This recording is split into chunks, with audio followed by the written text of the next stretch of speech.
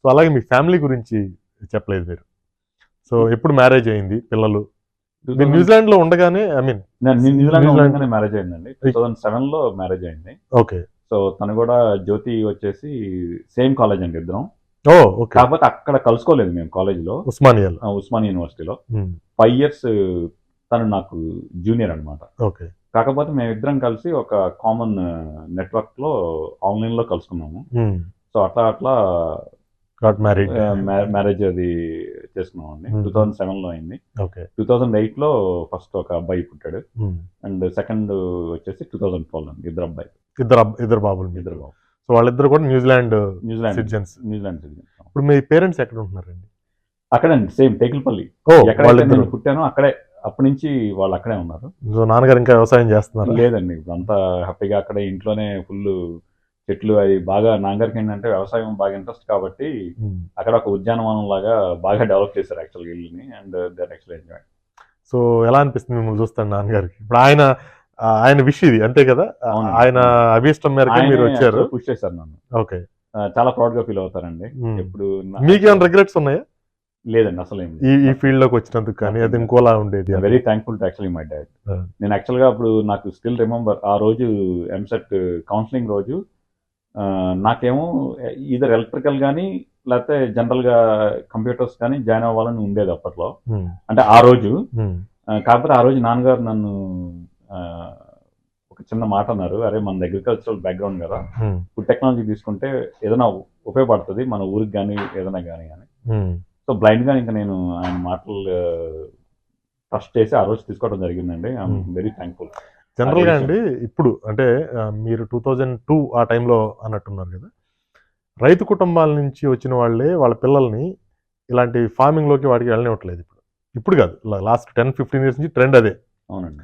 So IT కానీ ఇంకా వేరే ఫీల్డ్స్కి వెళ్ళిపోమని చెప్తున్నారు, కానీ ఎవరో కూడా వ్యవసాయాన్ని ఎంకరేజ్ చేయట్లేదు. అలాగే ఫుడ్ టెక్నాలజీ ఇలాంటి కోర్సులు చదవడానికి పెద్ద ఎంకరేజ్మెంట్ చేయట్లేదు.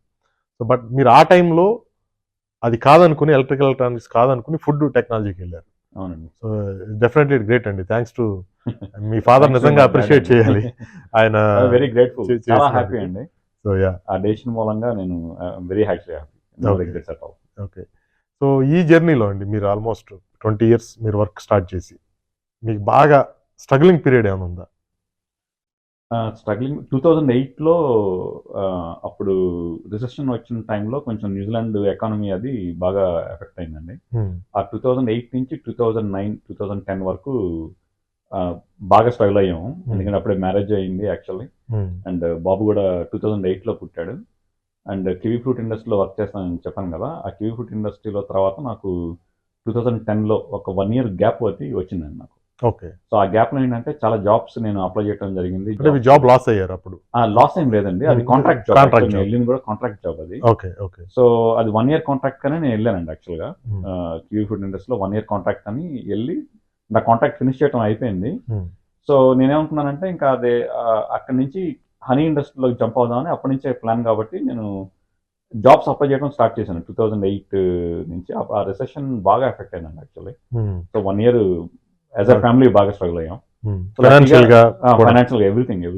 2010 లో లక్కీగా నాకు మళ్ళీ హనీ ఇండస్ట్రీలో జాబ్ రావడం జరిగింది. ఇంకా అప్పటి నుంచి ఆయన నెవర్ లుక్ బ్యాక్. మీరు బాగా ప్రౌడ్ గా ఫీల్ అయిన సందర్భం మీ కెరీర్ లో?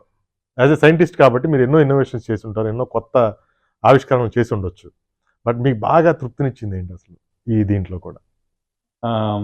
కొన్ని ఉన్నాయండి, జనరల్ గా ఒకటి ఏదన్నా మీకు బాగా బెస్ట్ అనిపించింది ఒకటి చెప్పండి. 2018 లో ఒక బ్లెండింగ్ ప్రోగ్రామ్ అది మేము కనిపెట్టామండి. యాక్చువల్గా ఏంటంటే మనుకా హనీ ఇండస్ట్రీ చాలా పెద్ద ఇండస్ట్రీ అండి. It's almost $500 million world wide, అంటే ఓన్లీ న్యూజిలాండ్ నుంచి మేము ఎక్స్పోర్ట్ చేసే వాల్యూమ్ అది. నేను వర్క్ చేస్తున్న కంపెనీ వచ్చేసి దాదాపు $300 million ఎక్స్పోర్ట్ చేస్తూ ఉండేది. సో నేనేంటంటే I was the incharge of all the testing and research and development. And also మీకు ఏంటంటే మాకు ఎవ్రీ వీక్ మనం దాదాపు 50 to 60 tons ఆఫ్ హనీ మేము బ్లెండింగ్ చేసి ఎక్స్పోర్ట్ చేస్తూ ఉండేవాళ్ళం. అదంతా మాన్యువల్గా ఎక్కువ చేసేవాళ్ళం అండి, అంతా ఎక్సెల్ స్ప్రెడ్షీట్లో పెట్టి వాటిలో పెట్టి. ఎందుకంటే ఒక బ్యాచ్ని చేయాలంటే we need to go through a lot of requirements. ఎందుకంటే ఒక పర్టికులర్ సెట్ ఆఫ్ దానికి దాదాపు 20-25 డిఫరెంట్ పారామీటర్స్ ఉంటాయి. సో ఒక బ్యాచింగ్ చేసేటప్పుడు మళ్ళీ ఎవ్రీ కాంటినెంట్కి మళ్ళీ వీ హ్యావ్ డిఫరెంట్ రిక్వైర్మెంట్స్.